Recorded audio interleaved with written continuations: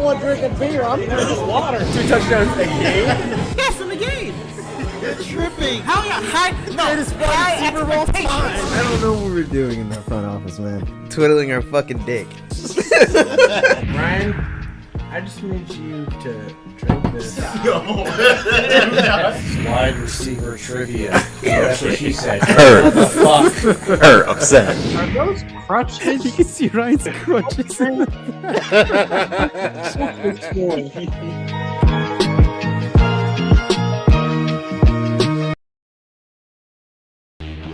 What is going on, folks? Welcome back to your favorite show on the internet. This is After Further Review, episode 206. I am your co-host, Jalen Brown. I'm your other co-host, Malin Dennis. I'm your other great co-host, Nestor. And I am your very favorite guest co-host, Junebug Spade. He's back again, boys. He is back again. June, we want to thank you for taking the time for joining us for yet another Wednesday. We appreciate that greatly. Folks, it's a show where we talk everything NFL and soon to be NBA. We always open the show in the same fashion, which is by taking a cheers live on this show. So whatever you've got to drink, raise it up on high, and cheers to a great show. Here's with the team that beat the Longhorns the last 2 times in the bowl. Oh my God. There it is.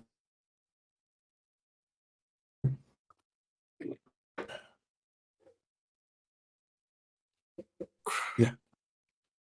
Nice. I take my whiskey. Not a bad song. Um, Pretty good song. Mm-hmm. Folks, we do this show every Wednesday night at 9:30 p.m. Eastern time. Usually every Wednesday night. It's subject to change sometimes. It's the holidays.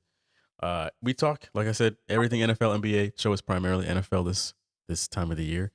But yeah, we want to watch us live on YouTube. That's where we live stream this show. And it's usually the first link down in your podcast description. So if you can't catch the show live, you can catch the replay on YouTube. Be sure to subscribe to the channel. You'll get notified when next time we go live, just in case you forget. But this is all that's really going on a Wednesday night anyway. So yeah, let's get into the rundown for the week. We have got the playoff picture is starting to take shape here as we head into week 14 now. But looking back at week 13, the Thanksgiving week, there were some good games that were on, some not so good games. But one of the kind of defining ones was the Bills taking down the 49ers in Buffalo. Final score was 35-10. June, we're going to start with you here. Are the Bills the best team in the AFC?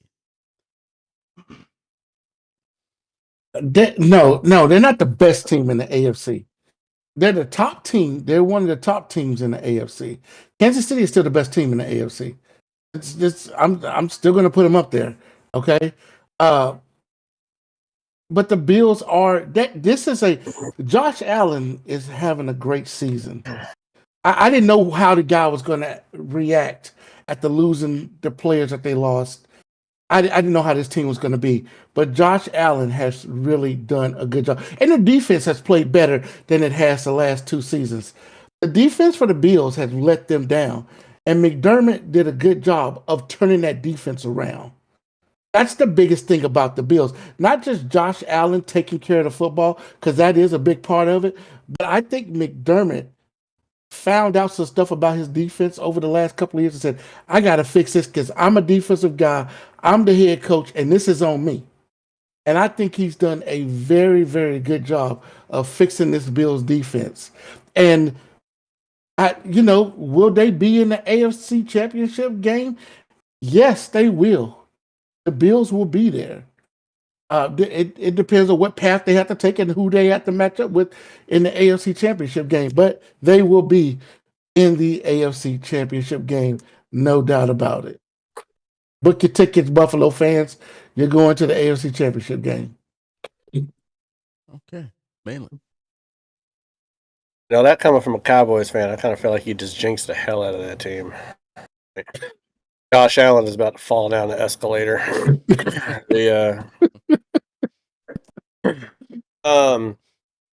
Best team, I don't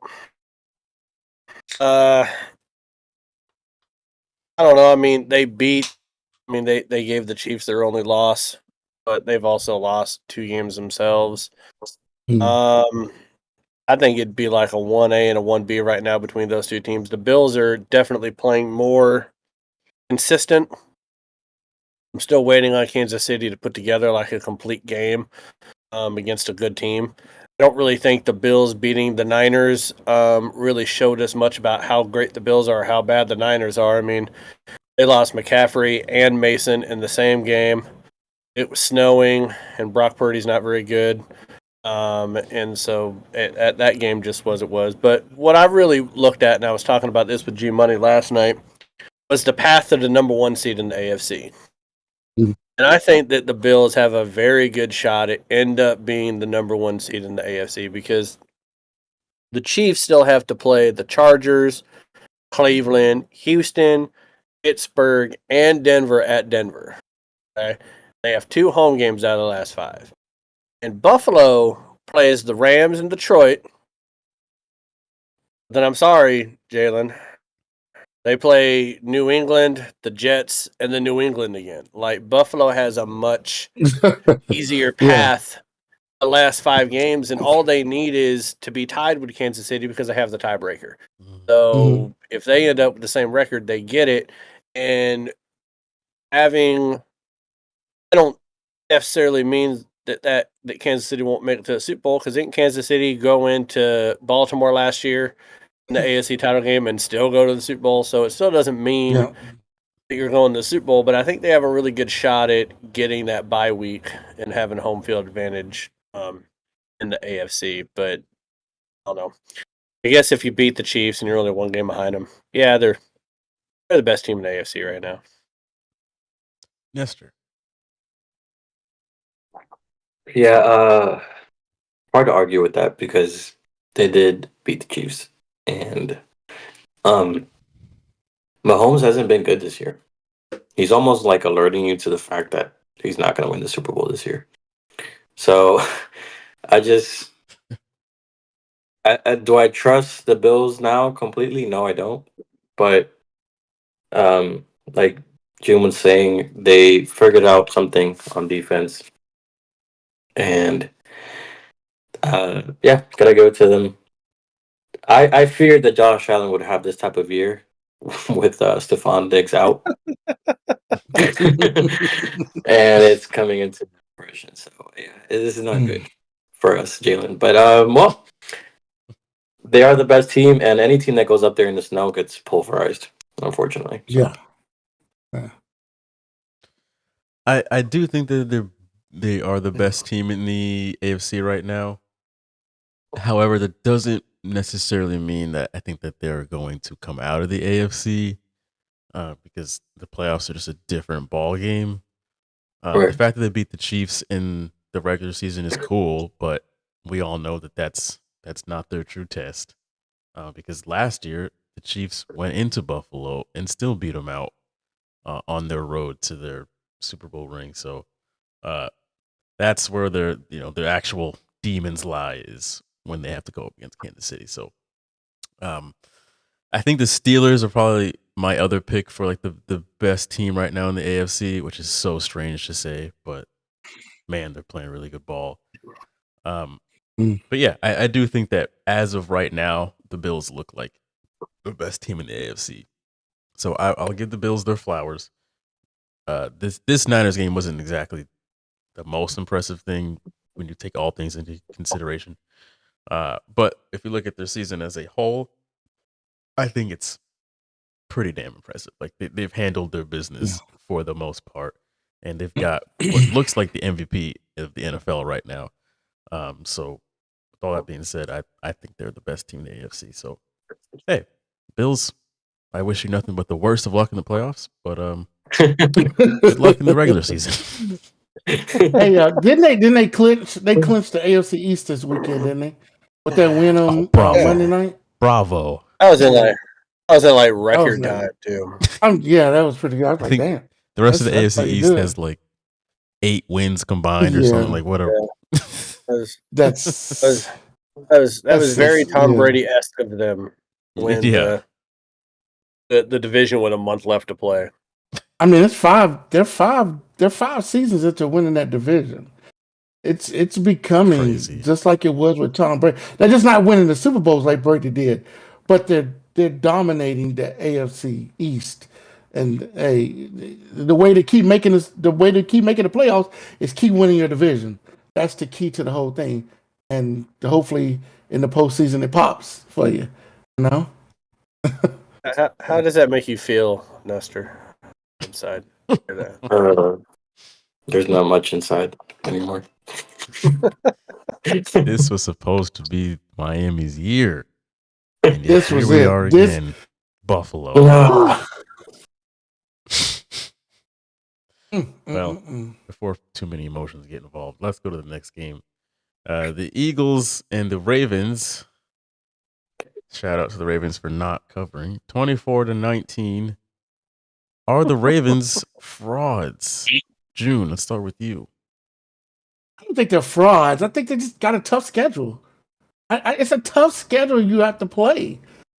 You're a top team from last year, and you got to come back and play all these other teams. Also, while bringing in new players. Also, they lost their defensive coordinator, who's, as we see, is a damn good coach. They lost a lot when they lost that coach on the defensive side. We cannot put this on Lamar Jackson. This is on the defensive side. This is on Harbaugh. He's a defensive guy. He's got to do what McDermott did the last couple. What McDermott has done. He's got to figure out something wrong with that defense. The offense is fine. It's that defense that needs some help. They lost the coach. You can see it happening. You saw it with San Francisco as their defense declined without DeMeco Ryan, and you're seeing it right now with the Baltimore Ravens. They gotta fix that defense. They're not frauds by any stretch of the imagination, but this defense has got to be fixed by any stretch. Malin. I mean, I think you could lay a little bit of this at the feet of Lamar Jackson right now. Because he's the MVP, he's the face of the franchise, and they've scored 16, 30, and 19 points. Well, 12 points in that loss to Philadelphia. That last touchdown, I don't really count. There was 40 seconds left, and they were getting beaten down by Philly. But I just think they're incredibly inconsistent. Mm-hmm. They can't get both sides of the ball to play a complete game. And when you really look at who they've beaten, I mean, I'm sorry, June, but they beat Dallas. They did beat Buffalo, but then they beat Cincinnati, Washington, Tampa, Denver, and Cincinnati again. And then they beat the Chargers. So they have a couple good wins. They've also beaten a lot of teams that they're supposed to beat. But but at the end of the day, they're supposed to be better than the Steelers right now. And they're not. Right. And I don't know if that's a Mike McDonald problem with the defense. I don't know if that's a Lamar Jackson issue. But they need to get it figured out, and they have the opportunity to. I mean, they play the Giants, Pittsburgh, Houston, and Cleveland. They got 4 games. That they're going to have a bye week, and then they got 4 games that are winnable. At least 2 of them, so they'll get into playoffs, but they're just not dominating teams the last I think that Monday night game that Jalen and I went to was the last time where that offense for Baltimore really looked special. And that was in the middle of October. So they can be great. I wouldn't necessarily call them frauds. I just think they're fraudulent at times. Have moments of it. Nestor. Hold on, let me see what I said about the Ravens. Trash team. Lamar Jackson is. Never mind. The Ravens are definitely not trash. They're a good team. They're not frauds. I just think they're the Ravens. They are exactly what we saw last season. I kept saying this. Um, there are a lot of things that I don't like when I see them play defensively on either side of the ball. Sometimes, and that things that I think are gonna have a huge exclamation mark once they get to the playoffs. It's not gonna be the same. There's gonna be bigger consequences for the mistakes that they make. And I hate to see it because I would have liked Lamar Jackson instead of Josh Allen to be the guy that's, getting further in the playoffs. Just to see that, redemption arc. But instead we're getting this. Anyway, they're not frauds. I just feel like they are the Ravens. 2 to 3 years ago, maybe. I'm not exactly sure. I'm not trying to just bring up my team. I'm just saying, if anything, I'm dissing my team. We beat the Ravens, and when we beat the Ravens the way we did, I was like, that's not as great of a team as I originally thought they were. And from that point to this point, I saw the Ravens improve drastically, and I saw my Dolphins go downhill. And this team is still the same Ravens. I might have put too much stock in them. They're still the same Ravens. And like I said, they're not frauds. They're a great team. I just don't think they're Super Bowl bound. I guess I'm going to be the one person that comes on here and calls them frauds because that's what they look like to me. That game against the Eagles was bad. I was sitting in traffic watching that game, and the fact that Hurts only threw for 118 yards, 1 touchdown. Saquon had a very good game, but not, he didn't run completely wild. He had 107 yards, touchdown. And they lost at home pretty convincingly too. Like Malin was saying, like the scoreboard is not completely reflective of the game. They just have too many issues on so many different areas. Like that secondary is god awful. Like the fact that they lost their defensive coordinator, that was very apparent because their secondary is terrible. They'll let anybody come in there and throw a party on them. Justin Tucker, he has the yips. I don't know what the hell happened to him. But my God, that was 6 points off the board. Yeah, that's 6. What? No, 9 points. 9 points off the board, right? Did he miss 3 field goals? I don't know if it was 2 or 3. I can't remember. 2 or 3, but that he missed those field goals, which turned the game completely. He's missing the gimme kicks that you would assume anybody would make. This has been a rough season. It has glossed over. Like for most of these teams, like the Jaguars as a whole team almost died.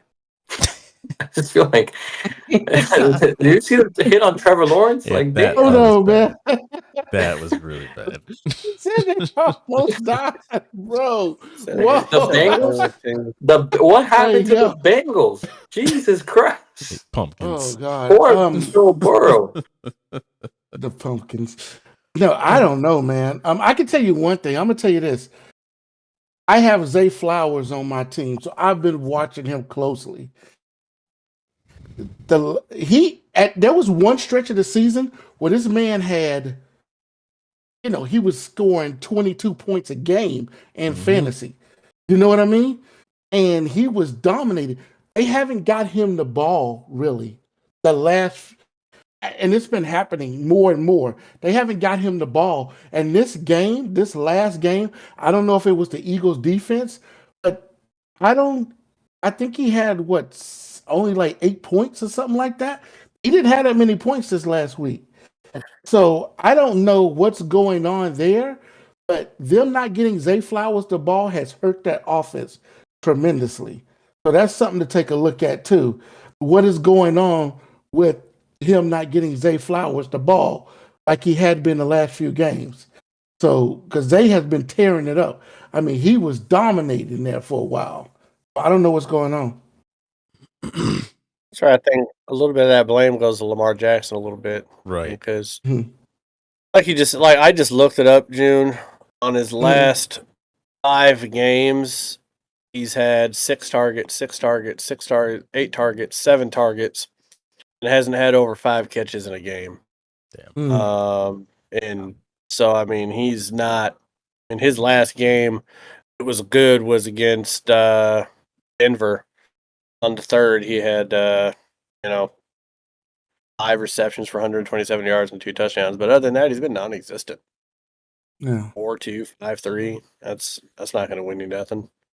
No, he's got to get the guy the ball. You got to get the ball downfield against certain teams. Yeah. And you play against Buffalo, which they did get the ball downfield. That's why they won. But you play against a team like the Eagles. The Eagles' secondary is trash. And it has been for a while, even with big play Darius Slay. Their secondary is trash. Teams have moved the ball against them. You got it, and so not getting the ball downfield has been their biggest downfall the last few weeks, especially when they played against Pittsburgh and they played against the Eagles. Didn't get the ball down the field. You got to push it down the field. Which that leads me to put some of the blame onto Lamar, because when you're playing a bad secondary, you would think that he's going to try and push the ball a bit more down the field. Right. But they just weren't able to do that. And then when that wasn't working, you would think that he would use his legs more. And he was just really not trying to do that either. They're just weird. And they're weird in so many different areas that it's like it's too much for them to overcome when it's going to matter the most. And like Malin was saying, they haven't really beaten many very good teams. They've had some good wins in there, but not anything like great. And they just look like the Ravens of old. He had 7 carries for 40 yards until he had that 139-yard run at the very end of that game. He was not very good with his legs. Derrick Henry had pretty good, 82 yards, but no touchdown. I don't know. Don't even get June going on that Ravens defense going up against Kellen Moore offense. That's insane. Don't even get him started on that. Why we bring it up. So sorry. Kellen Moore had a first grade math workbook as his play calling sheet, and he ran circles around him. Well, that's better than our coach. Our coach just played Madden and decided to become a coach. So that works. I'm pretty sure that if June had the option of curing hunger in Africa or putting Kellen Moore in jail, he'd put Kellen Moore in jail. You're damn right. You're damn right. You're damn right. He's a fucking kids. Put more behind bars. He'd go put him in there himself. Sorry, kids. This is important. All right, last game on the recap. The Seahawks, they handled their business against the Jets. 26-21 was the final score. This was in New York too, if I remember correctly. Which at this point doesn't mean a damn thing. But June, why didn't the Jets work out this season? Aaron Rodgers. Yep. Damn. That's it. That's the whole thing. The Jets. Aaron Rodgers is not that guy anymore. I keep saying this. I've been saying this. He has to be in the perfect situation for him to have worked out. And that's not the perfect situation. If he would have went to San Francisco, they win the Super Bowl. They win the Super Bowl if he went to San Francisco. This team is not the team for Aaron Rodgers to go to even make a run into the playoffs. I never thought they would have a winning record when he got there. I think I had him I think I said it was going to be 8-9 or 9-8 this season, but it was interchangeable. But it's Aaron Rodgers. They're going to have to make a decision next year, and I hope they make the right decision and let the guy go. And let him go find some other sucker to steal money from. Because right now, that dude ain't leading a team like this anywhere. If he went to San Francisco, like I said, they'd probably win a Super Bowl. If he went to Atlanta with the team they have down there, he'd probably take them deep into the playoffs. But as of right now, this team ain't going nowhere with Aaron Rodgers they're going to be starting all over again. And the simple fact that him and the head coach Salah, however you say his name, they were never on the same page. Never.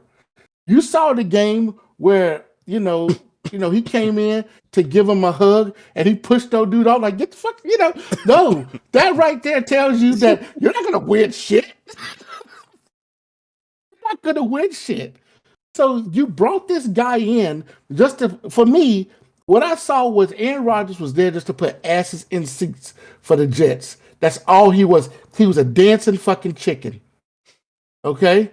You know how they used to make a chicken dance back in the day when you go to the state fair and they say they have a dancing chicken? They put the chicken on this griddle. But you don't know it's a griddle. It's like a little stage. But it's a griddle. And they would cut that damn griddle on and make it hot. And then the chicken would start dancing and people were like, oh, that's cool. They throw money and shit. So that's what Aaron Rodgers was. He was a dancing fucking chicken. And he made them money because that's all the Jets wanted was to get money. So it was Aaron Rodgers. There's no other question about it. It was Aaron Rodgers. What in the actual fuck did I just hear? What fairs are you going to where they're making pancakes out of chickens? Goddamn great. Oh, that's great. All right, real quick before I get into Aaron Rodgers, I gotta just say how goofy this football game was. And how bad the Jets are, because we fumble kickoff, and then we allow kickoff return for a touchdown, and then we fumble another kickoff, and Walker, I think, fumbled the ball too at some point.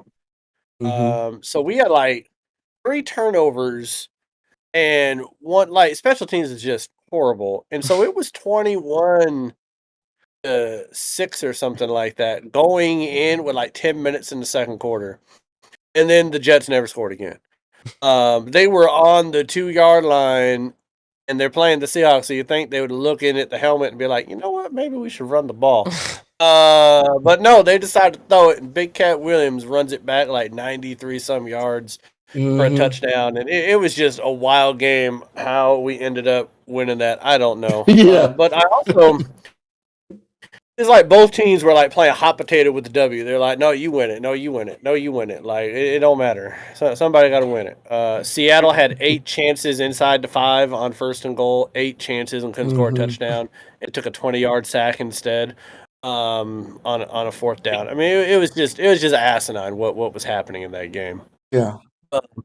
When it comes to the Jets, here's where you and I disagree a little bit on this, June, is that if he went to San Francisco, I think San Francisco would have a worse record than what they have right now.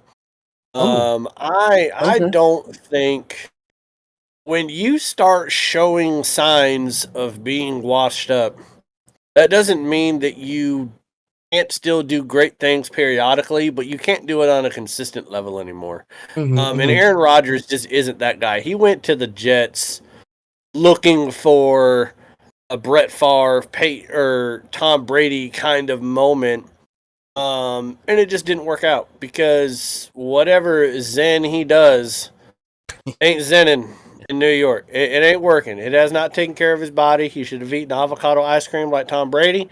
Done whatever, but his body is not held up the same that Brady's has.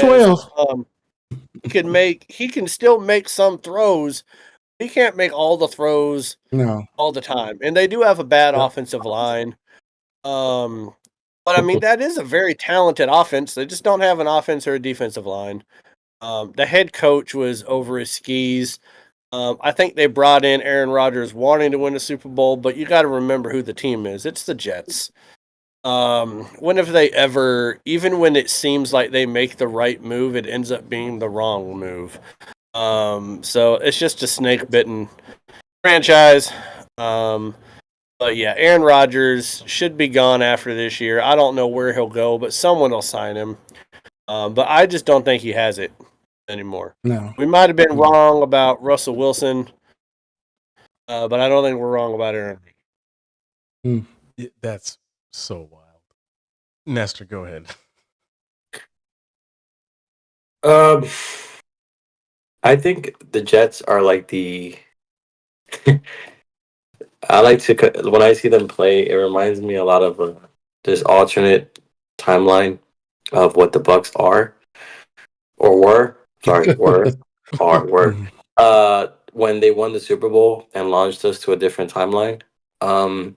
You have a team with a great defense and actually good defense. How many penalties did this defense incur like the other day against Seattle? The coaching. Oh my God. The That coaching team is had 10 penalties in the second half. awful. Yeah. And then the interim head coach tried to take responsibility for I don't know what. It's just the fact that the organization is trash. And somehow, Tampa has an organization where they can say, "Look, we have a stable defense. We got some good things working here. Good head coach. Let's bring in Tom Brady. We'll win the Super Bowl." And they do it. And they did. And they did. And then, but Tom Brady is a winner. Back to June's point, I think Aaron Rodgers is a guy who needs certain conditions to win. Apart from he's talented, but I don't like something about him. He tends to put the blame on other people when he doesn't win. I just feel like Tom Brady. We're not gonna get into the GOAT discussion, but I just feel like he's got that mama mentality. He's like, it's my responsibility to win. If we don't get the job done, it's on me, and he gets shit done. Period. Yeah. Aaron Rodgers is completely different. That organization is completely night and day from what I feel is the Bucks organization, honestly. So And we stop acting like Aaron Rodgers is an actual winner, though? Can we Preach. can we stop having that conversation? I mean, you go to one Super Bowl in your career. Yes, you won it. Guess what? Joe Flacco won the Super Bowl. Okay? Brad Johnson won the Super Bowl. Won the Super Bowl with Tampa. Jeff Hostetler won the Super Bowl with the Giants. Just because you win a Super Bowl doesn't mean you're necessarily a winner or you're an all-time great. Like, I'm sick and tired of hearing about, oh, he's the most pure passer I've ever seen. I'm like, really? Because I don't even think he's in the top 15 in some of these major stats when it comes to quarterback play. The biggest thing that he has is winning MVPs when he shouldn't have. And losing in the NFC Championship game when he could have won. One Super Bowl, which was 2010. We're 14 years removed for the last time since he was a winner. So whenever anyone compares him to Tom Brady or anything like that, I'm like, come on, man. Like, one person was synonymous with winning and elevating his team to places that people didn't think that team was going to be able to go, and the other one continually underachieved. Like, why does Aaron Rodgers not get the same shit that Dak Prescott gets? People give the Cowboys crap year in and year out when they don't win a Super Bowl, yet they won 12 games 3 years in a row. But it seems like Aaron Rodgers always gets a freaking pass. It's always somebody else's fault when it comes to Aaron Rodgers not even getting back to a Super Bowl. So, I don't know. I just want him to retire at this point. Aaron Rodgers is not. First of all, I don't have him in my top 5 quarterbacks. I would never have. He's not above Dan Marino. I was just about to say pure passer. He is not above Dan Marino. Okay, Dan Marino is better. Yeah, definitely better. Okay, so. Whenever I say stuff like that, though, I get us in trouble. Don't clip that and put it on TikTok because we're gonna clip it. We're gonna test this theory. Launch to the moon. Go ahead and get me dragged again. I was driving. This game was on, and I was kind of keeping up with the score in red zone, and I thought the game was going to be over and the Jets were going to win. And I was like, damn it, there goes another, we cursed another team. Because last week we were talking about how the Seahawks should win this game. Like, we've done it again. It is what it is. And then my lady texted me and she was like, Malin's going to be really happy. And I'm like, word? I look at the score and I'm like, what the fuck happened? How did they? How did they score that many? Yeah. And it was like it was a Oh, couple man, minutes it's left in crazy. the fourth quarter, and the red zone was like showing that game. I was like, "You've got to be kidding!" Like this team is so Mm. bad. They're just Mm. completely defunct at this point, and you cannot be at this point of the season. You have as many wins as my Patriots. We're dog water, and we have the same amount of wins as you do. Like, come on. And the And fact yet that they have so much talent. yes, like Mhm. the fact that the past couple of years, all we kept hearing was that the Jets are just a quarterback away, just a quarterback away. That's all they need is a quarterback. And here we go. Wrong quarterback. And they're in the same position as they were last year. Like that's it is Aaron Rodgers. There's no other way to spin it. I think this does two things. It makes Zach Wilson not look like such a bad, terrible quarterback, and it also makes Green Bay look like a much better organization. Just saying. Mhm. Well, I think it makes Also- Matt LaFleur look better Mm-hmm. than what people are giving him credit for. I Right. still think that Zach Wilson looks bad. I still think he's bad. I don't Or know. he just like doing somebody's mom. He just like doing his mom's friends. He's not a bad guy. It's just you know. He's a great guy, in my opinion. Yeah, he Outstanding saw it. He citizen. saw it. And he went for it. Hey, you know what? Now. Hear So me the out. question is this. Hold on. So the question is, when do the Jets in the offseason sign Daniel Jones? Because you know it's coming. Oh, it's coming, Oh my baby. god. You think they're not going to sign Daniel Jones? No. Okay, all right. Y'all think I'll play it. Mark I this think- down. Write it down. Take a picture. I don't care. This They're will be the signing best Daniel comedy Jones. in New York.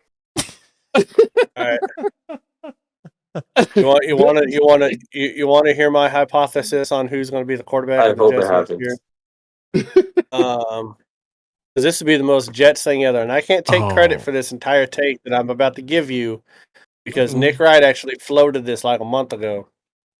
Watch the Cleveland Browns No way. trade Deshaun Watson and give their first round pick to the Jets to take Oh, on my Deshaun God. Watson's salary. And the Jets get a first round pick and Deshaun Watson. Watch that happen. Oh my god. it can't. Off season is gonna be fun. It's not possible. It's not Either- possible. Why would it's you? either gonna be the Jets or the Raiders and that's how bad Cleveland is right now in a spot with Deshaun Yeah. Watson. Because I heard Nick Wright talk about this. He was like, they would literally have to give away with Deshaun Watson their first round pick for it to be Wild. even conceivable for a team to want to take on that contract. So yeah, I mean they'll probably draft somebody that'll be terrible. Nobody that we're even thinking of. They'll be like, oh, Yeah. I don't know. Jesus. Oh, you look at the Jets. The Jets do have a good defense, but they still got to fix that offensive line. It still hasn't been fixed. So this offseason for the Jets, it's got to be all offensive linemen. I mean, hell, they haven't had a good offensive lineman since the Brickashaw Ferguson. Okay, that's you know what I'm saying? They need an offensive line to get a quarterback. And in my opinion, if they did go out and get Daniel Jones and they fix the offensive line and they keep Devontae Adams and they and with the running backs that they have, I think they could actually do pretty decent with Daniel Jones. I think they'll be a better team with Daniel Jones than they would be with Aaron Rodgers. Do these teams not look at what other teams are doing? Like, we'll just look. I'm sorry to make this comparison, but look at Denver and Bo Nix. This is how I'm some of just these other saying. teams look around. They don't look at nothing else. They're just that's Bo it. Nix is making an argument right now. Some type of argument. Because I'm Well, sorry, yeah. he's putting up numbers. Like, this team is doing good. How is that happening? Okay. Okay, he was doing well, but let's not act like this last game was a good game for him because Yeah. outside of that 93-yard All right. touchdown, He's a it was rookie. 50% completion for 200 yards and 2 interceptions. He has played well, but the only reason why it looks like he's playing better than he is because Jaden Daniels had like 4 bad games. Yeah. And so it makes his numbers look comparable to Daniels. But I do think that Bo Nix with Sean Payton he's probably in the best position to be a winning quarterback out of those three. Yeah. Mhm. And that's something the Jets don't have, is they don't have a Sean Payton. So whatever Yeah. quarterback they Sure get don't. is going to be fucked. Pretty much. Who is the old coach of the Jets? After Rex Ryan, what or maybe it was before Rex Ryan. Man, he was a coach for the Patriots. He's on Big TV. Tuna. No, not Big Big Tuna. Tuna, not Parcells. Was Not it Parcells. not Mancini? Mary. He's on Oh. FS1 a lot. Um, What the heck is his name? He was after Mancini? because Is it Mancini? No, it's not Mancini. Is it Herman? No, not Herman. Herman was in there somewhere Oh, though. yeah, he was in the Well, Because- Herman was in like the early 2000s. Because it went from Parcells to Rex Ryan, right? Didn't it go to Parcells to Rex Ryan, and then Parcells went to the Cowboys? Was he on? In Denver? Did he go to Denver? Was it Adam Gase or? Now Adam Gase was Adam later, Gase. right?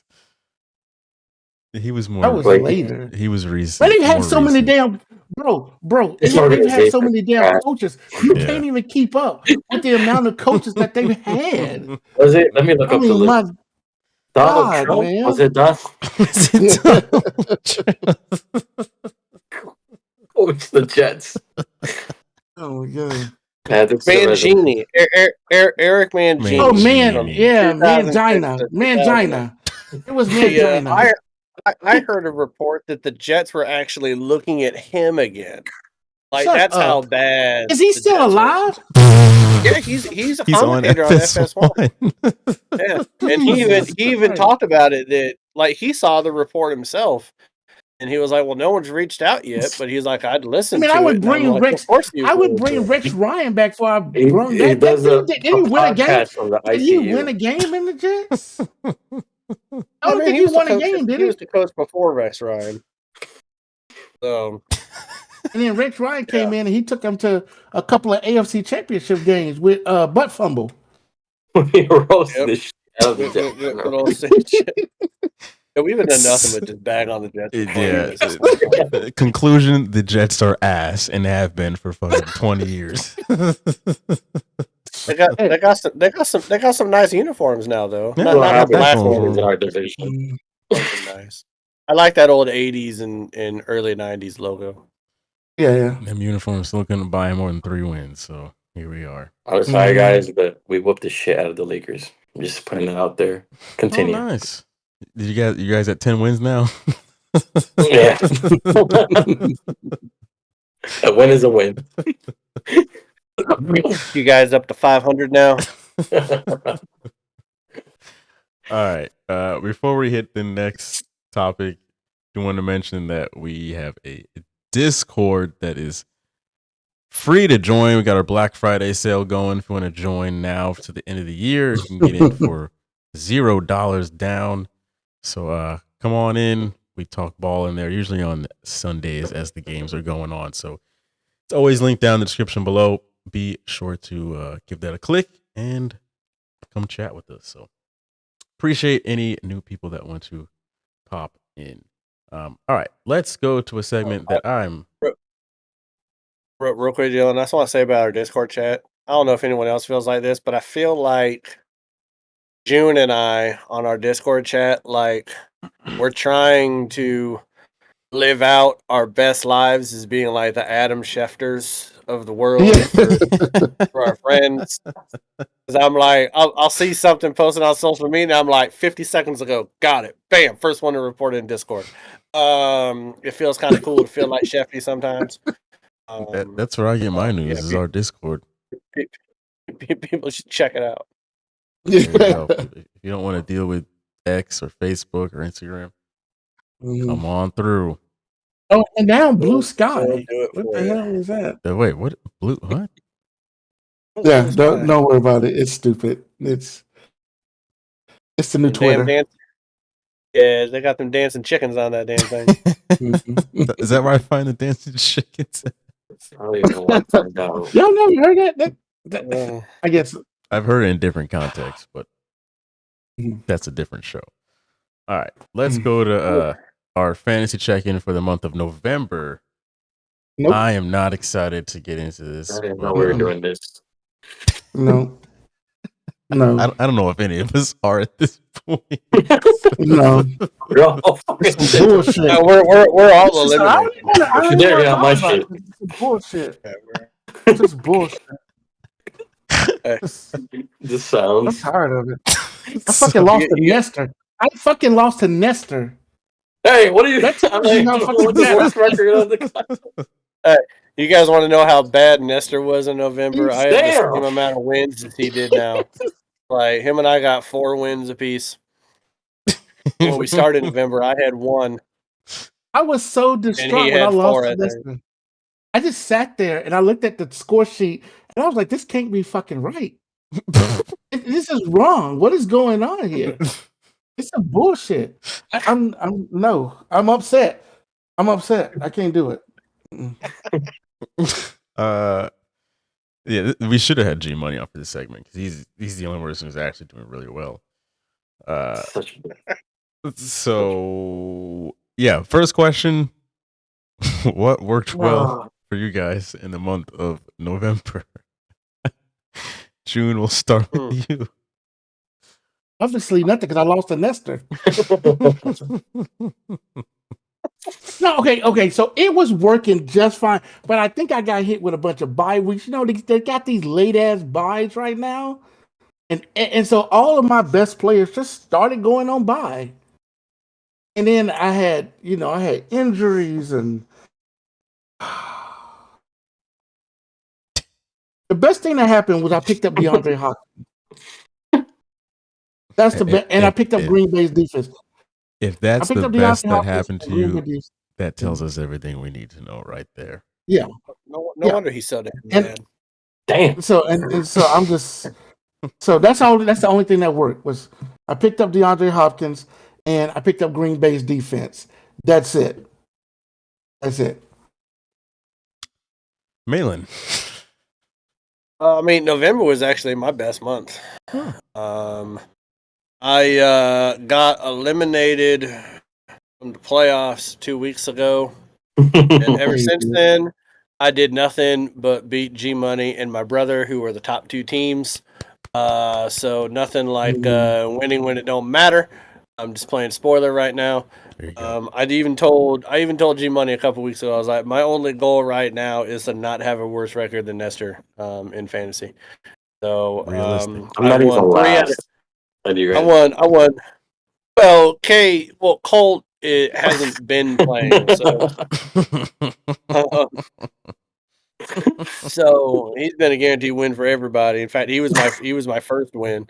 But yeah, I won 3 out of 4 weeks. But I guess like the 2 things that went right for me is I finally stopped this horrendous trend of having people on my bench that performed better than my starters. Like I would always choose the wrong quarterback or the wrong running back or the wrong tight end. Like it's almost like I had too many choices at times and I would overthink it. Like, do I put in Pitts or do I put in Kelsey? Do I put in Goff or do I put in Stafford? And finally over the last month, I haven't had people on my bench outperforming my starters. Chubb coming back from IR helped me a little bit and some points. Gibbs has been great all year. It's crazy how many points he can get me, even when Montgomery playing there. Nakua coming back from injuries helped me out. Josh Jacobs, though, has been huge for me the last few weeks. He's been getting like over 20 points. So yeah. Can't be too mad about November. It just sucks that I was so bad early on. I think I was like second person eliminated. It's pretty terrible. Go ahead, Nestor.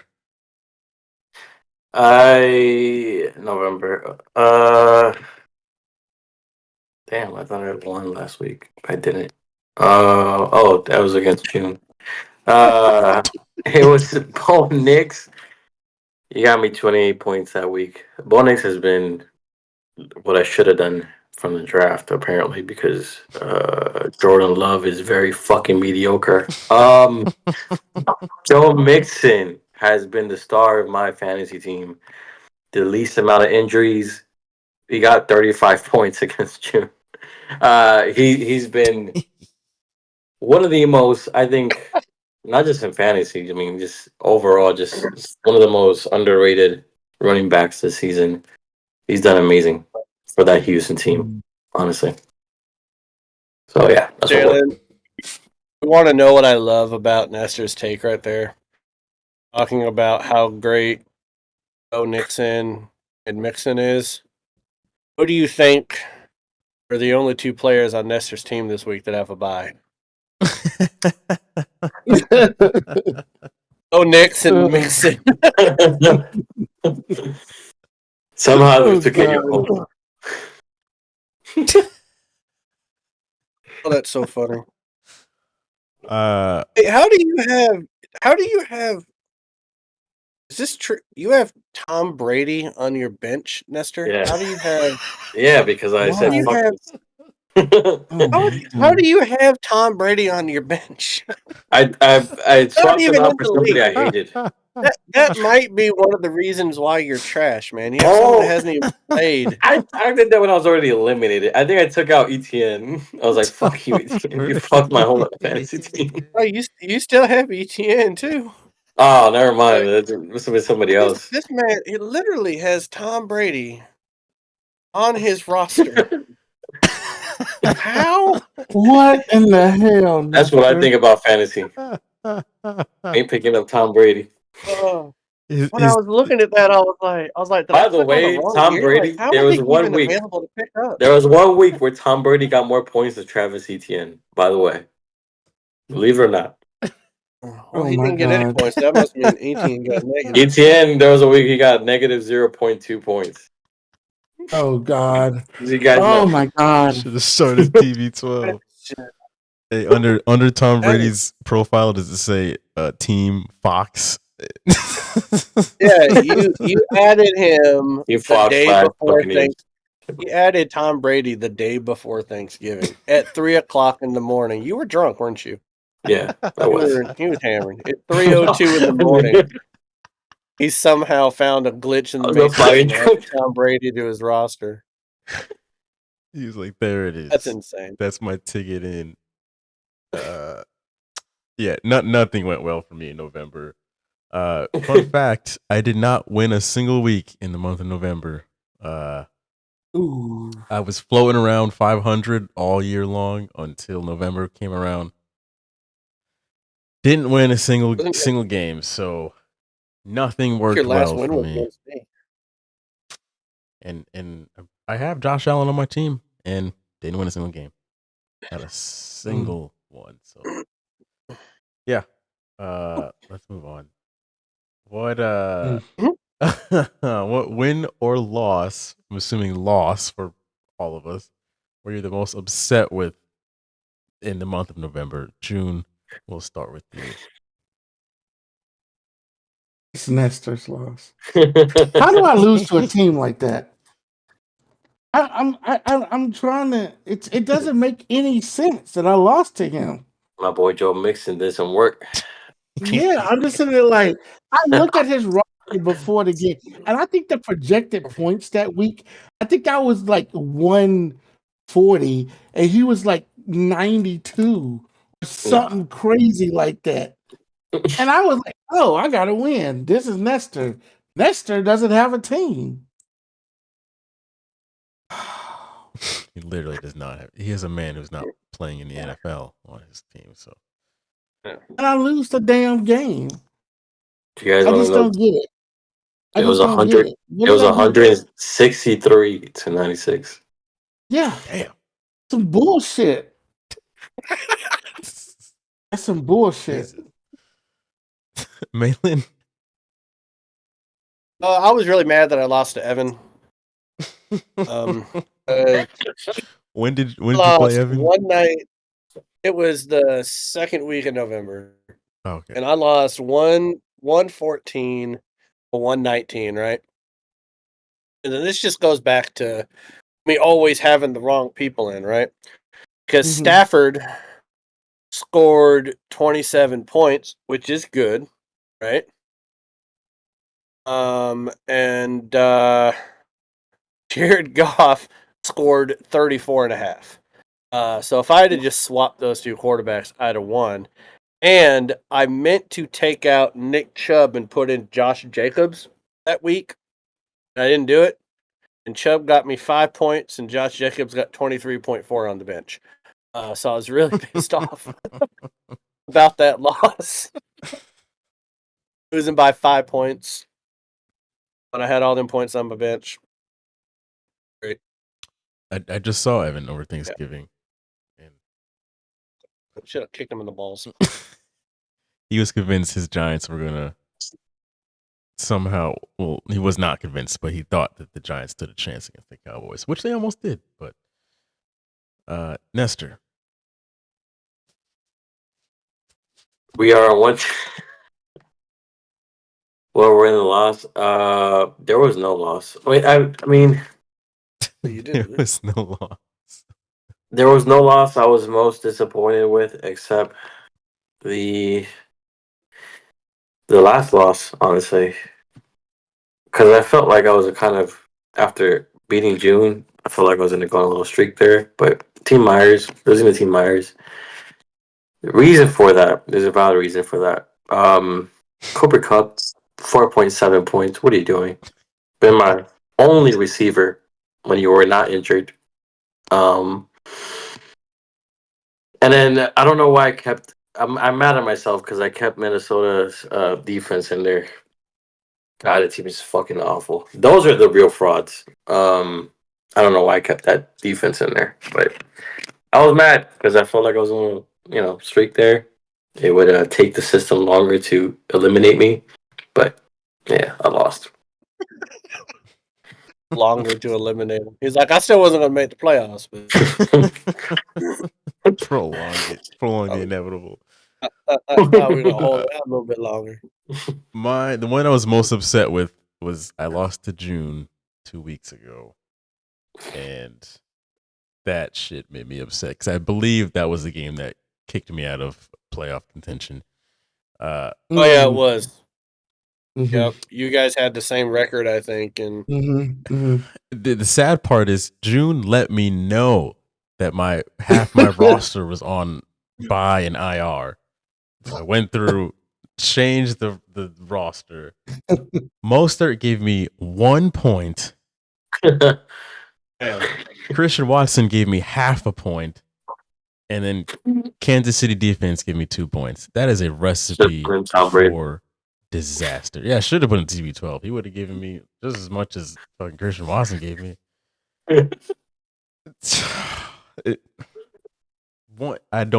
You're a running back. You give me 1 point? What was you doing out there? Like, I don't get it. I don't get it. But I just knew at that point.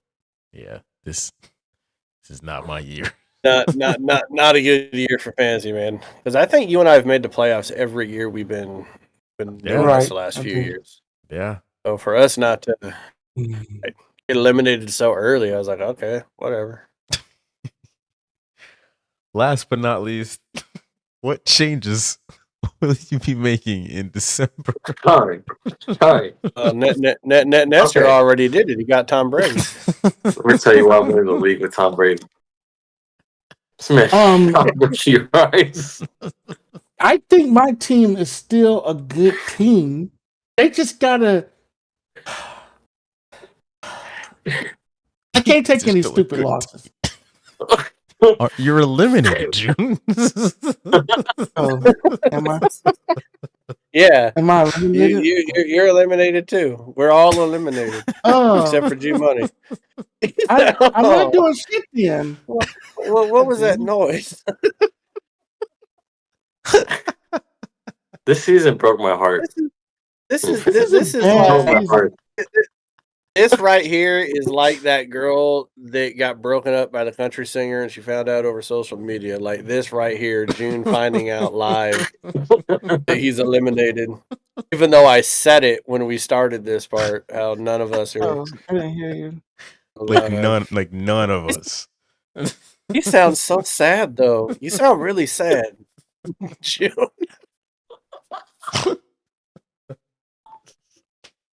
I'm just sitting here like, that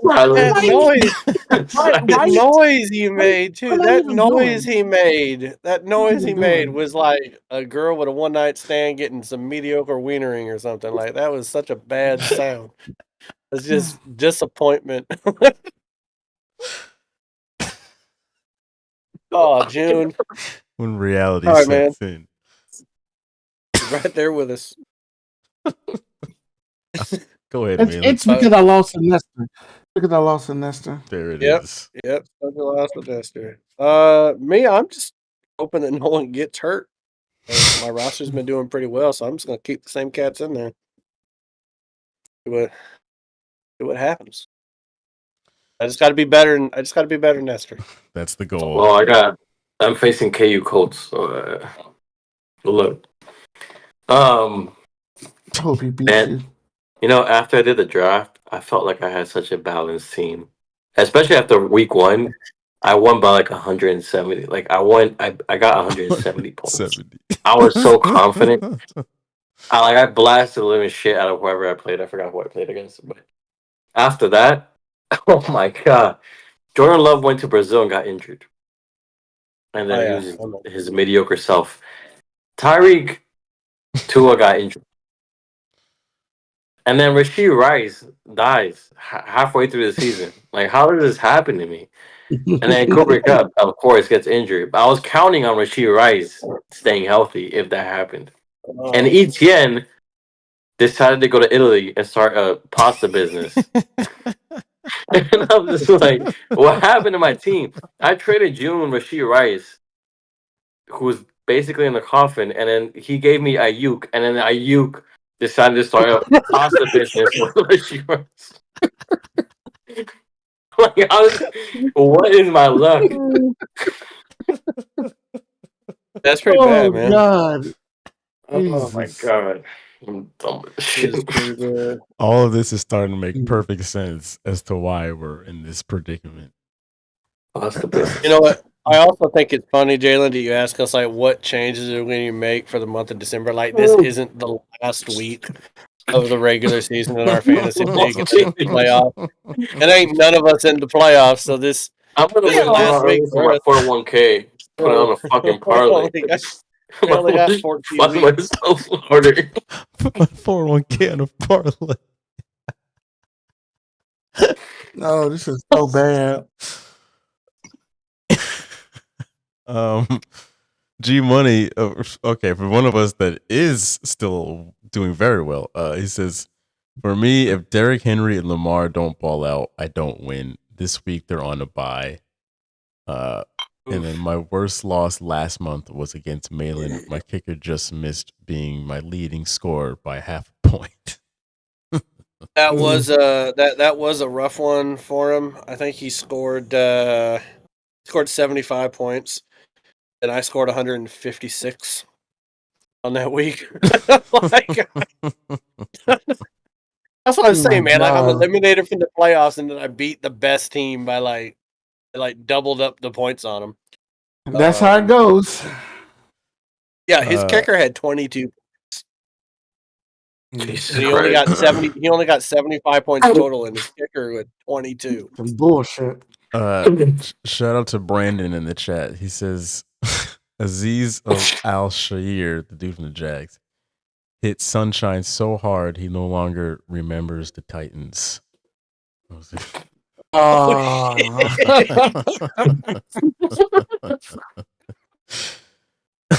Oh, that's good. Oh, that's a good oh one. my Or god. rather, the dude from the Texans. For Texans. Yeah. Yeah, Oh they my suspended him for God. 3 days too. They suspended him for 3 days. For 3 days. Three games. I Three said games. 3 games. 3 But like, we're gonna suspend you on Tuesday. You can come back Friday. Get ready for Sunday. Yeah. three games. If you could be back for the walkthrough, that'd be See, great. it's because of this whole fantasy thing. I can't even think right now. And now here's a funny thing with It's been a- suspension though, because I don't know this about suspension, guys. He's suspended for 3 weeks, but Texas is on a bye this week. So is it the next 3 game? Like, does he miss the next 3 I think games? it's 3 or is- games. I think it's Or 3 is it games, like not 3 times weeks. served for 1 week because they're out of bye? So he's not playing again until after Christmas. No, yeah, well, your suspension is for games, not weeks. Yeah. That's a good one, though. He no longer remembers the Titans. All right. We need to go to a break. When we come back, we will have G Money on the other end. And yeah, we're talking community comments. We're getting into who you guys think is going to be the MVP this year, as well as Ravens fans, what's going on with your team, and can you explain this product you have on the field right now? You got some explaining to do. And then last but not least, we've got the Ride or Die in 5, giving you the 5 best picks. Hey, we all made money last week, so might want to ride with us this weekend. So yeah, we will be back in 10 minutes. June, thank you so much for joining us. His TikTok link will be down in the description below if you want to keep up with June. And we'll be back in 10 minutes.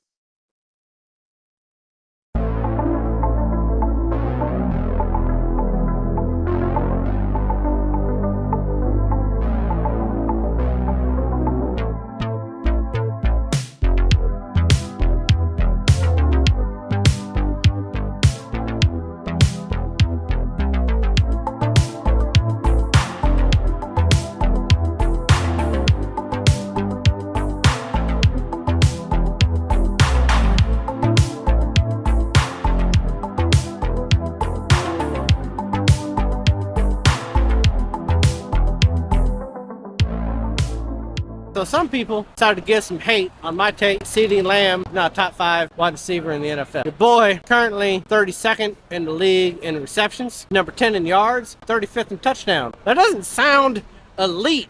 There's 32 teams in the NFL, and this man is below 32 in 2 out of 3 major categories. So go ahead, Cowboys fans. Blame Dak, blame McCarthy, but your boy CeeDee Lamb is not even a top 30 wide receiver in 2 out of 3 categories in the NFL. Yes, they're undefeated, and everybody can continue to laugh at me when I say that the Lions are better. No, Come on, dog. You gotta let that shit go. Hold on. You have to let that shit go, bro. The power rankings on ESPN and NFL Network are agreeing with me. Pro Football Focus agrees with me. And here's the thing. Bro. Yeah, the eye test. Eye test is easy because Detroit's blowing people out and Kansas City is barely winning games. Kansas City is plus 56 on point differential. They've scored 203 points, given up 147. Detroit, on the other hand, has scored 258, given up 148. They're plus 110. They're more than 50 points better in the point differential than Kansas City. And luck has everything to do with it sometimes when you win games and when you have the refs help. Take a shot. Too much on. Rise up. Oh! Come on, let's go. Somebody got to win. Who wants it? How bad do you want it? Oh, you got it. Here we go. Right line.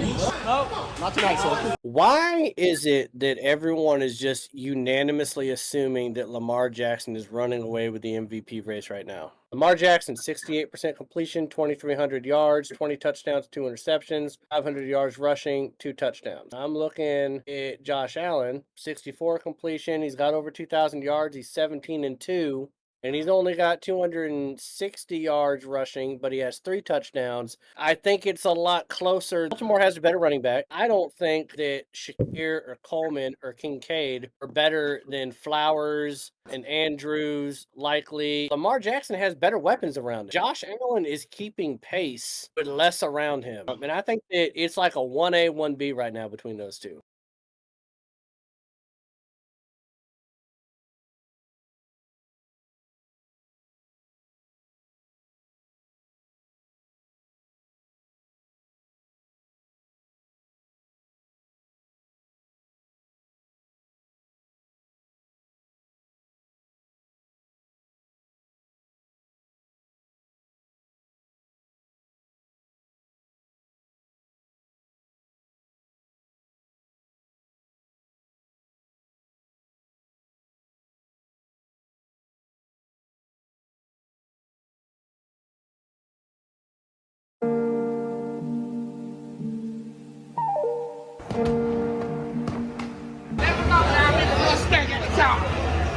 fuck? Well, I just walked 2 miles in this damn stadium. Can I get a Miller Lite, man? Miller. Okay. I like your shirt. It's like $18. Fuck. We're Road G. Season 21, 22. And LSU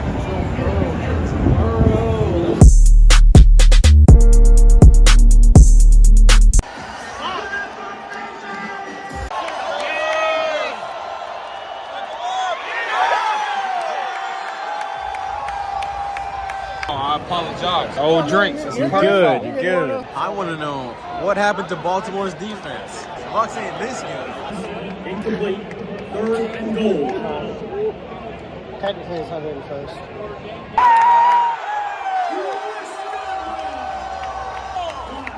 Holding. Bring that shit back. You're a wizard.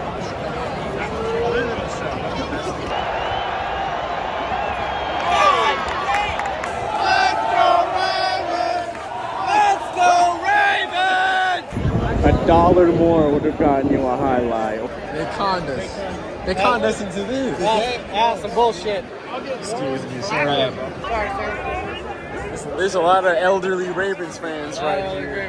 Yes, the Baltimore Colts marching band back when they used to have a marching band. A lot of popcorn. Well, there goes our points. There goes our points.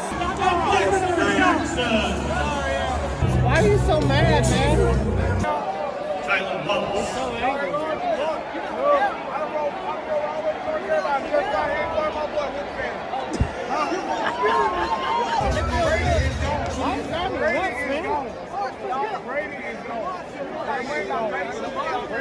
They're going to the exit.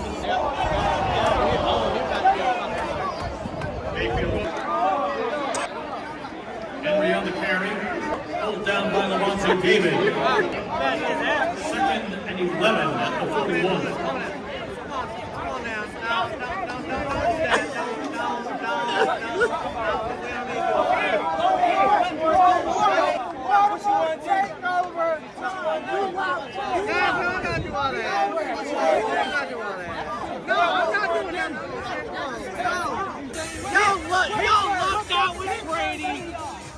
You lucked out with Brady. 3. Last shit don't matter. Better hit before that. So you bet me 4-3? Yeah, we 4-3, and we gonna win our division. Y'all will not. No, you're not even number 1. Atlanta's way better than y'all. You crazy. Oh, shit. Atlanta's way better. 3 NFL head coaches that I think are on the hot seat right now. Let's start off with D'Amico Ryans here. I know the Texans are missing some key guys on offense, but they still have CJ Stroud, and nowadays higher-ups want their young QBs to have success fast. D'Amico Ryans is a defensive-minded head coach. The higher-ups may not have much patience with him if the Texans fizzle out this second half of the season. Number 2, Nick Sirianni. He should have been gone at the end of last year for just keeping it real, but the Eagles are having some success right now. But if they have another disappointing end of the season, he is gone. Doug Peterson is toast. He should have been gone yesterday. Hot seat's an understatement. He shouldn't have a seat at all. I would be shocked if he makes it to the end of this season before getting fired. But let us know in the comments below, who are 3 head coaches you think are on the hot seat right now? Stalled right around the 30. Darnold on the slant, off of Jefferson's hands. Darnold, time, plenty of it, end zone shot, and another! Darnold's hoping for a one-on-one somewhere. He's throwing to the end zone, and he's picked again! 10 after the scramble by Lance. And lofts it, and he's intercepted. It's deflected towards Gibbs, and it's intercepted. Play action, Goff pressured, and to move that ball got hit, knocked out. It is free, and it's in the hands of the Texans. Montgomery in the 20. Goff shot from the end zone, intercepted. In the discussion for sure. 3rd and 9. Ball's back, knocked out of his hands. Cowboy lineman, football follies, and maybe Philadelphia has it. It's like the Bills in the 90s, man. People don't realize that the Bills and the Dolphins pretty much played every year for the AFC Championship game and played for the AFC East, and the Dolphins always lost. It was in their head, and that's what it seems to be now. It's just in Tua's head. Tua needs great people around him for him to be great. Josh Allen makes other people around him better than what they are. And when you have a quarterback like that, you're going to beat the quarterback that needs the people more often than not. Buffalo is the standard still in the AFC East right now. The Dolphins defense cannot contain Josh Allen. Just looking back the past couple of years, this past game, he threw for 235 yards. When they played them earlier this year, only 139 yards, but that was game 2 and went down, and they just ran the ball all over the Dolphins. Playoff game, 359 yards, 320 yards, 304 yards, 400 yards. He has torched them.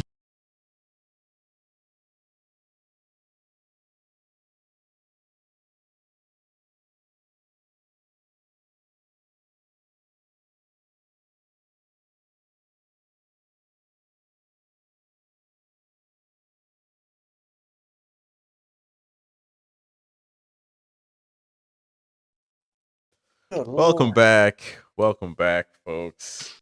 Your favorite show on the internet. Second half, we are joined by the one, the only G Money. What is going on? And I tell you, I wish I was down there because it's fucking cold up here. The high today was like 39. Oh. And it tried to fucking rain on top of that. You know, this is just bullshit. But aside from that, yeah, my Seahawks, as though, you know, the defense is playing excellent. The rest of the team, I wish they would at least play mediocre. You know, it would save me some heart medications. But yeah, I'm doing good up here. You guys, how was FLA?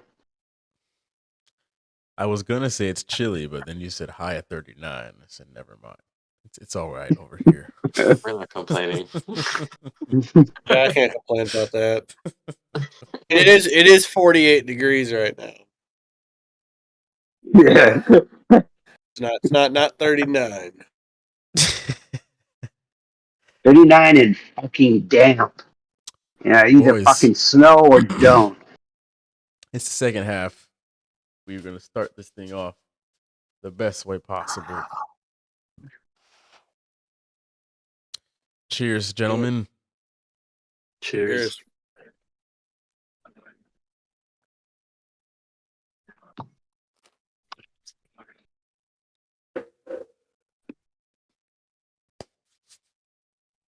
You know, I must say, Jalen, you have gotten a lot better at taking your shots. You don't do the Gag reflex. That's what this show will do to you. I think one of our NFL draft shows did that for you. I think it cured you of that. When you had to take like 8 shots in one night. And I think you slept in your car outside the studio. Right. Hey, safety first. Yep. You know who's not gotten any better at certain things, like spilling beers? This guy. Remember that, Jalen? Spilled a beer the other day. Embarrassing. Love it. Some habits never die. Yep. Love it. Yeah, didn't Esther spill a beer at a bar and they stopped the live music? It added to the ambiance. So bad. It was like a waterfall. There's like a second level. Yeah, off the second floor, level. by the way.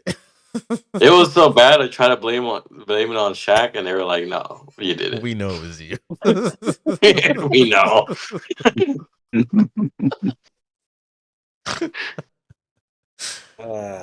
Okay, let's get into the comments, the community comments for this week. I asked the Ravens fans, how far will the Ravens go in the playoffs this year? And Danny says, we'll see after these few weeks. Thank you, Danny.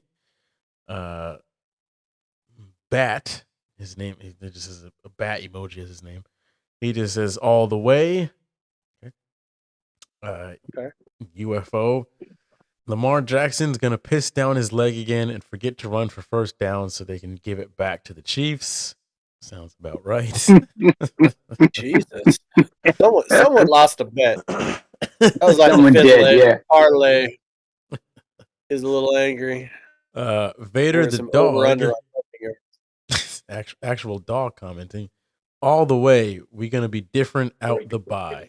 Okay, it's an actual dog. John Wick, AFC Chip, Pitt versus Buffalo. Everyone is just you. It's not me. Esther, will you calm your ass down over there? Terrell Gray, he says second round. Hillbilly Shakespeare says we're going to the Super Bowl. Interesting. What a username. And Slime says the bowl. So some conflicting opinions here. Most of them Ravens fans, though, they're still riding with their team. They still believe. They do. Yeah. But whether or not it's well founded or not, I have no idea. But they still believe. There is still trash. Let's see. MVP wise. Man, this video got like 10,000 views. Holy shit. They're good. That's what happens. They were not nice. No, they're never nice. And on this next one, when it comes to who's going to win MVP, Saquon, Josh Allen, and Lamar, not a single goddamn one of these people better say Josh Allen now. Not a single one.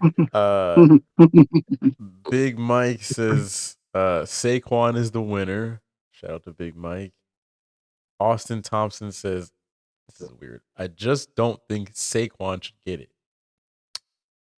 You didn't want to pick someone. Okay, why? I mean, did he bang your sister and didn't leave you a gift or something? I mean, the hell? Tell us why you don't think he should get it. Just don't think he should. Landon says Joe Burrow. Landon, you're getting blocked. And then Landon from Cincinnati. Smith says not Saquon. He ain't even the best running back in the league. So the only person that gave us an actual answer was Big Mike. He's the only one. Saquon Barkley. Now, all credit going to Henry too, but Saquon is on pace to break the NFL rushing record right now. Now, granted, he would have had an extra game, but that happens in sports. Right. It does. Yeah, especially in football. So you can't really equate that. But I mean, like if he gets over 2,000 yards, I think you got to give it to the running back. You're on a 2-loss team right now. You're one of the best teams in the NFL, even with a shit-ass head coach. And I mean, I think the last time a running back won it was when Adrian Peterson ran for over 2,000 yards. I think that's the only way a running back can get it now is when like they come close to breaking records and get over 2,000. So I think he would have to do that to get it, but I think he's got a shot. He's got a legitimate shot. At this point, who do you guys think should be MVP? Right now, I honestly think the way that I don't think any of us saw Josh Allen and the Bills doing what they're doing this year after losing Diggs and losing a couple people on defense. I think he's playing smart ball. He's not trying to do too much.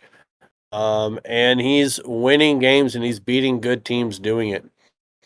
He's still behind on some of the stats with Lamar Jackson, but Lamar Jackson keeps dropping games and he's had a couple bad games over the last few weeks. So I'd kind of have to give the edge to Josh Allen. And I know you're just going to clip that, put that back on the internet and people are going to troll me again. So that's great. Josh Allen is the best quarterback right now. Clip that shit. MVP. Yep. Unfortunately. Yeah. I mean, go ahead, Jalen. I was just gonna say, to me, it's between him and Saquon. These last few weeks are going to be very telling, but it's very hard for me to pick between those two. I mean, yeah, it's funny, right? Because you're looking at two players, Saquon and Henry, who weren't on those teams last year. one was on the Giants, and the other one was on, Tennessee? I mean, Tennessee, and nobody thought anything about them. They thought, they're kind of washed up and it's not going to happen. And they're in the conversation. Josh Allen lost both his starting wide receivers. And we had said before the beginning of the season that he had to prove that he was that quarterback by making wide receivers, not be given wide receivers. And he's done that. And Lamar does have to. Lamar has to win the big games, and I think sometimes he tries too hard.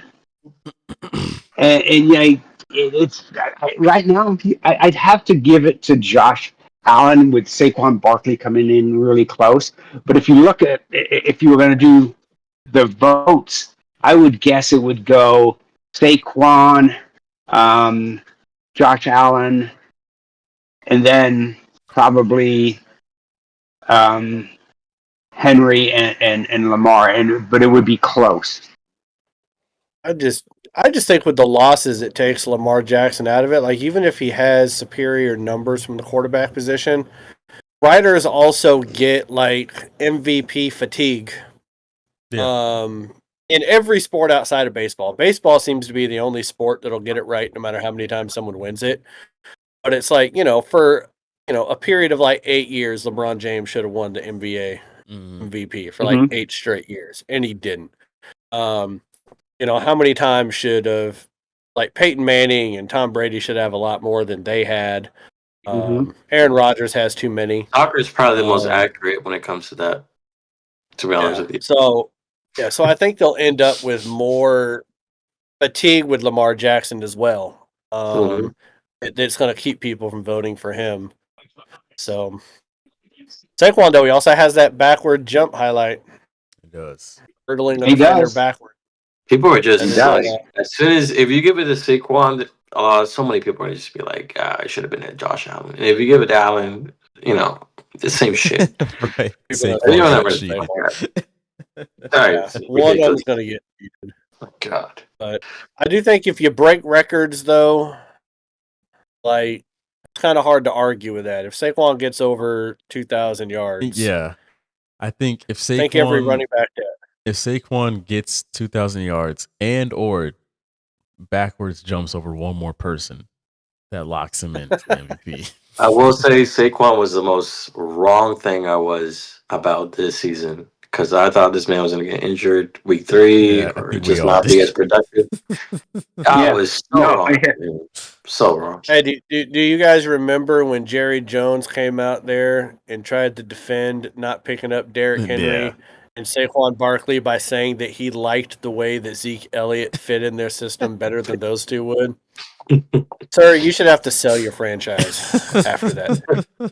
I mean, at this point, sir, this is why vodka companies are going out of business.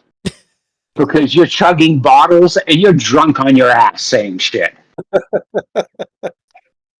Yeah, I mean, could you imagine Derrick Henry or Saquon Barkley in a Cowboys uniform, like where everyone's healthy? Like that offense would be so much different. Or would have been different with Dak if they had a running game. That would have been scary to look at. All right, let's get into the last segment of the week here. By the way, I should mention if you want to be featured in the next community comments, TikTok or Instagram, same username at AFR Sports. Be sure to follow us on either one and weigh in throughout the week on the videos that are posted there. And we will probably read your comment next week. So at AFR Sports, it's always linked down in the description below. So let's get into the Ride or Die in 5 for this week. This is where we give you the 5 best betting picks in the NFL this weekend. Last week, all of us went 3-2 except G Money. He went 4-1. You can thank the Ravens for that one. Yeah, thanks. Great week. All made money. You kind of jinxed him on that one, Jalen. You said, "I'd just like to let everybody know that G Money's one Ravens cover away from 5-0." I had to put it out there. just so that we're all aware of what was at stake. Yeah. So since we're in a new month, I do want to mention where we all stand as far as this season goes. So since September, G Money is 30-23. He's 7 games over 500. Nestor is 28-25. He is 3 games over 500. I am 27-26, 1 game over, and Malin is 25-28. He is 3 games Damn right. under 500. November we had a nice little comeback. We all started to improve, and we're on the up. So if we can finish this out through December, we're all looking pretty good. So here's to a very good last month of the regular season. By the way, I should also mention June last week, he was 2-3. He was the only person that did not pick over 500. Suck it, June. Okay, let's start off first game. Sunday at 1:00, we have the Falcons going to the Vikings.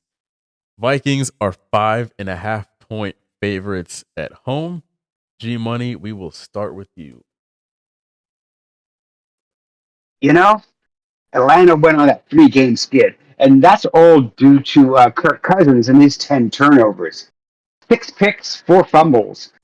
They could have won all 4 of those games if he hadn't have made those inopportune turnovers that cost them those games.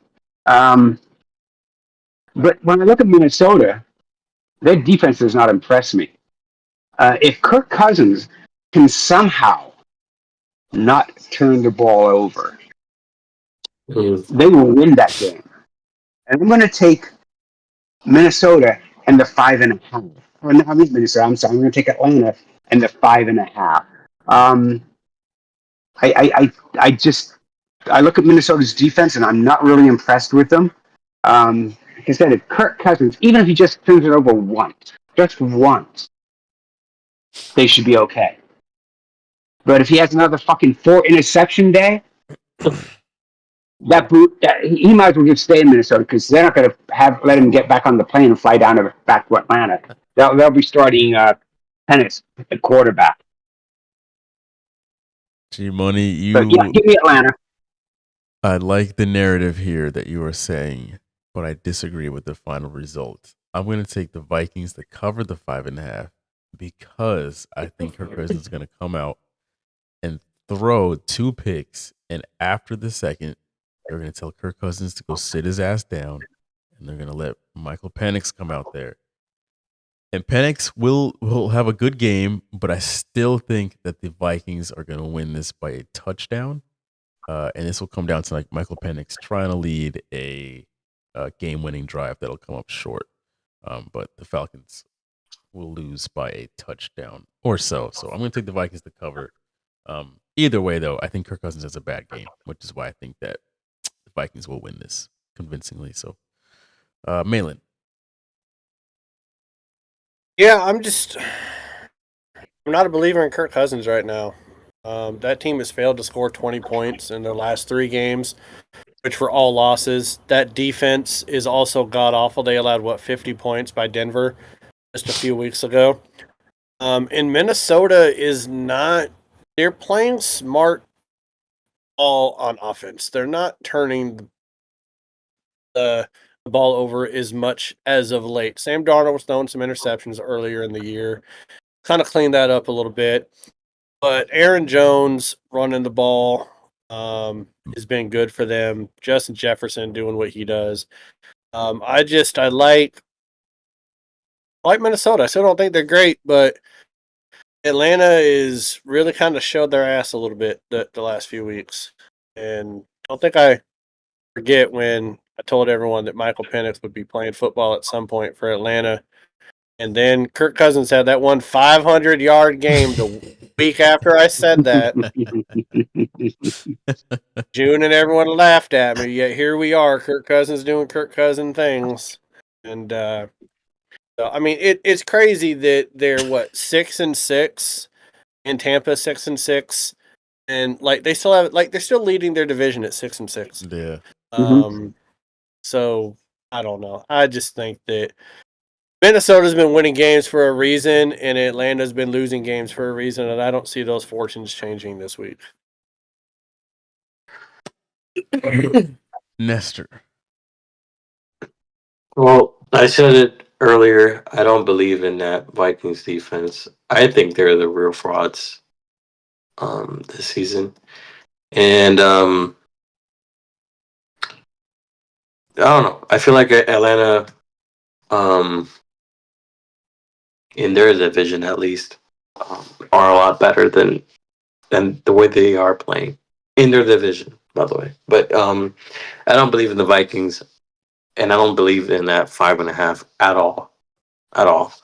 I think they should have taken a bunch of L's that they should have that they won. They should have taken L's. This team is headed down the slope. There's going to be a huge correction, and in my opinion, and give me Atlanta all day. Wait, is Atlanta five? Is Atlanta plus 5.5? Plus 5.5. That is correct, sir.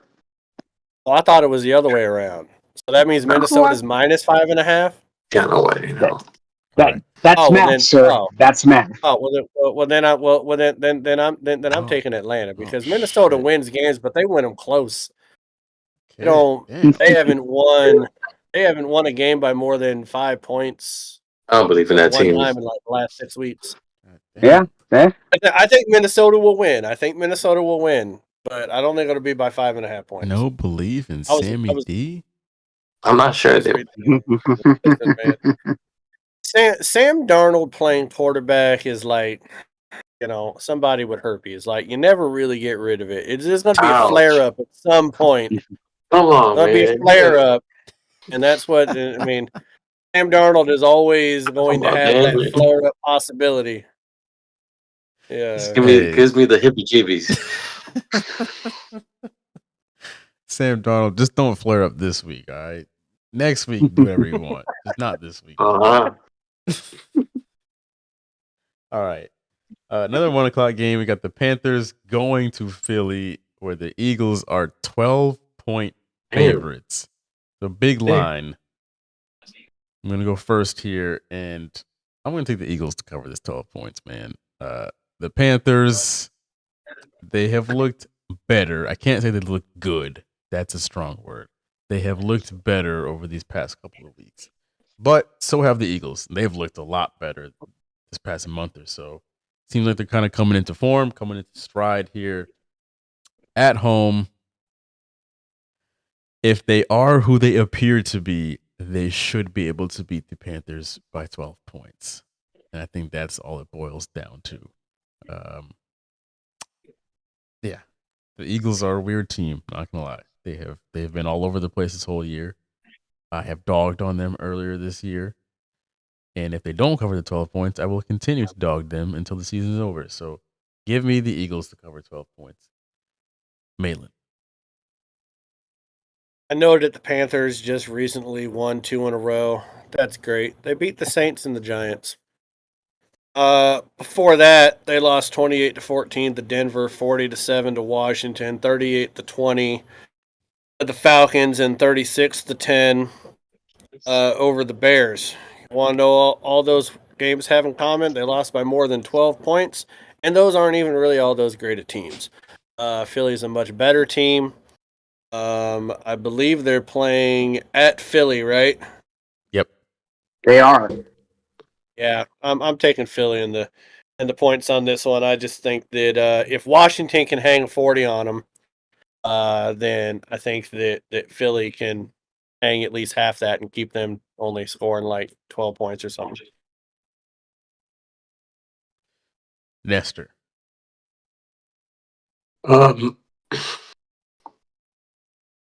Philly is actually, they beat the Rams last month. Goddamn. Last month, 37-20. It's not a bad team. I just think they're going to make a statement. They've obviously improved, and they've been showing that over the past few weeks. And with Saquon, the way he's playing, come on, give me Philly. G Money. So, Philly is 1-3 when they're giving up 7 or more points. When they're the favorite and they're giving up 7 or more points in this season. If I were in Vegas and I was doing a 7 or 8 team parlay, I take Philly and the money line. But this is AFR, goddammit, and we're not pussies. We don't take fucking money lines. People used to until I used to call them out on it. So I'm gonna actually take Philly on this. I mean, seriously speaking, though, if I were doing a 7-team parlay, this would be one of my games, and I'd take Philly in the money line on that. It would just make the money line. That is what I would do if I were betting. Yeah. If I was going to the casino, if I was in Vegas right now, and I was probably wait until Saturday or Sunday in case there are any injuries. Philly would be on that parlay with the money line, but we're not in Vegas. We're not a casino. We're AFR motherfuckers. And I'll take Philly in minus the 12. If it wasn't for this show, I wouldn't be putting money on this game, and it would take a 17 parlay for it to show up on my radar. When are we going but to? But Jalen has a knack for putting up some of these games. I mean, hey, we are going to Vegas in June. Just letting y'all know. Hey, so June's my birthday, so I'm probably 100% going on that trip if you guys plan that. Anyway, the fact that we're all agreeing on the same team to cover 12 points concerns me at this point, but that's neither here nor there. We made it the last time; it was double digits. Are you saying the Panthers win? Panthers money line? The only thing that could possibly concern me is Philly's defense letting up like they did against Baltimore when they had it well in hand and allowing that garbage time touchdown with less than a minute left. That was I hope that doesn't happen. That's the only thing that scares me about these big numbers. Is they should beat them by 12, but we'll see. But you're right. Garbage time comes around. Yeah, like 5 minutes left in the fourth quarter, 6 minutes. You're up by 15. You pull your starters because you don't want to get them injured because you know you're going to the playoffs. So you put in your second and third string, and they give up a fucking touchdown. And you're like, son of a bitch. That's why, for our viewing audience, take the goddamn money line. All right, next game at 1:00. We've got the Raiders coming on down to the 8-1-3. Bucks are favored by 6.5 points. Malin, we will start with you. There's nothing about the Raiders that I like outside of what's his name, Bowers, their tight end. He's actually like leading. Like I think he's in the top 5 in receptions in the NFL this year. They're just passing the ball to him. Nobody else. That's a good deal. But I think that the Bucks are going to cover this. I don't like the line of 6.5 points, but I don't like the Raiders playing on the East Coast at a 1:00 game for the Bucks. Nestor. I wasn't gonna go for the Bucks. They've had some the Raiders have had some ugly losses recently. I mean, if you look past their 6-7 games, it's all been L's, but it's been pretty bad losses. And I think somebody might have mentioned their head coach getting the axe. I don't know which one of us was that, but it's looking like it because that's pretty bad considering what happened last season. So, you're playing in Tampa. I'm gonna, given what's happened recently, Jesus, that looks pretty bad. Give me Tampa, actually. G Money. Just looking at all the injuries that Tampa's showing up. I don't know. I mean, oh god, Mike Evans with hamstring, is he going to play? Tristan Wirfs, he's questionable with a foot injury. I mean, I start looking at like, holy shit, half your offense and most of your defense is injured. And yeah, the Raiders are the Raiders of the fucking 20 teens and 2020s where they just really can't get their shit together. But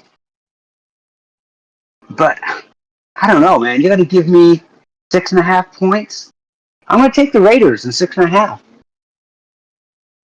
And especially if Baker Mayfield may not start or gets injured again. Then you've got Kyler Trask coming in. Okay. I'm going to take the Bucks to cover the 6.5 points. Come on. Baker back at home. Mike Evans back at home. They've got that good Hillsborough County water in their system. They'll be all right. They'll be all right. They'll be out there playing. The Raiders are just terrible. That's a bad football team. Antonio Pierce did not beat the Chiefs this year. That was what his job was hinging on. He knows he's on his way out the door. The Bucks are still in playoff contention. They're trying to win that division against the Falcons. They're playing for something. The Raiders are not. So I'm going to take the Bucks to cover the 6.5 points. So yeah, let's move on to the next game. 4:30. We've got the Seahawks and the Cards. Cards are 2.5 point favorites at home. Nestor, we will start with you. I'm taking Seattle. I think the surge that we saw Arizona have is about over. You saw some, all of a sudden, Marvin Harrison having some plays, Kyler Murray making some plays, but it's about, James Conner, but that's about it. I mean, this team is mediocre at best. They had their flashes here and there in the league. That's fine, They surprised us a little bit here and there. Happy for Arizona there, but Seattle is showing some resiliency, and to give Arizona -2.5 is, I think, tiny bit disrespectful to what the Seahawks have shown us this season. So I'm gonna go with Seattle. G Money. So Arizona hasn't scored an offensive touchdown in 9 quarters. And we basically only allowed them to score 6 points, 2 field goals. Our defense, last basically 4 games, is playing at an elite level. Our special teams are very special when they get off the short bus. Hopefully they can figure out where the field is. And the offense is kind of, hit and miss. I mean, if you ask me what we do best on offense, it's throwing the ball because we can't run it. Our O-line, for some reason, does not get a push and create those gaps, those holes. But I'm taking Seattle. I'm taking Seattle. Give me 2.5 points off. And I'm in Arizona. I'll take that. I mean, let's make it 2 years in a row where we swept Arizona. My only thought is that we don't get any of our starters injured on that shitty fucking turf. It always tends to eliminate some of our starting players for like the season or for the rest of their fucking careers. Come on, Arizona, spend some goddamn money and do something about that fucking turf. Let me out. Yeah, I agree with you guys. I'm going to take Seattle in the 2.5 points on the road here. Both teams are fighting for a playoff spot here, but Seattle is in control. So if you're going to give me the points with Seattle on the road, I don't see why not to take them. And the fact that it's not 3 points, it's 2.5, goes to show that Vegas is believing that the Seahawks are kind of in control here. So give me the Seahawks. Maitland. Yeah, I mean, rarely on the Ride or Die in 5 am I like a homer, but I'm taking Seattle on this one. You can tell me all about the fact that Seattle's defense has been playing at elite level, which they have, and that Cardinals offense didn't really have anything they could do against us. I'm weary about our offense and our inability to score 20 points as an offense, because we've had 2 pick sixes in the last 2 weeks that have helped our scores. But simple fact of the matter is if we win this game, our likelihood of winning the NFC West jumps up to like 68%. And if we lose this game, it goes all the way down to like 18%. So I really want this win.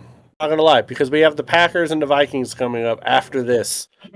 And then we finish off with the Bears and the Rams. And so I would love to have a little 4-game win streak before we got to play a couple teams they're supposedly supposed to be tougher, and I don't really trust Kyler Murray. So Seattle. All right, last game was the Sunday night game. We got the Chargers going to Arrowhead. Chiefs are 4-point favorites at home. G Money, we will start with you.